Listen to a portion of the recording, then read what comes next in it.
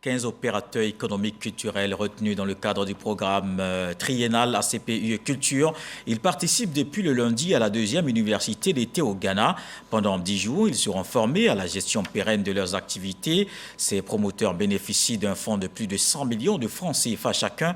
Ils ont pour mission de faire de la culture un secteur porteur et pourvoyeur d'emplois. Issa Tionaïo est notre envoyé spécial à Accra.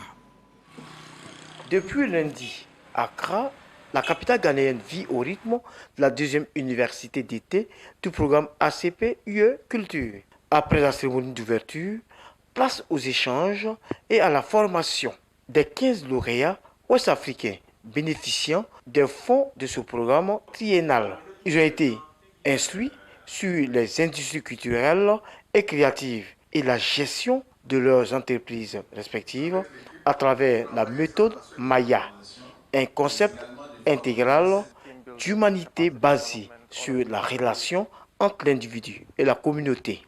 Aujourd'hui, qui parle d'industrie culturelle et créative parle de profit, parle de revenus à générer.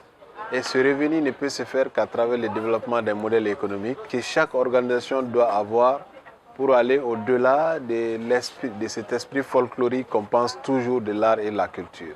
Cette marche vers cette industrie a besoin de certains préalables par des initiatives porteuses d'une projection économique dans un souci de transformation sociale.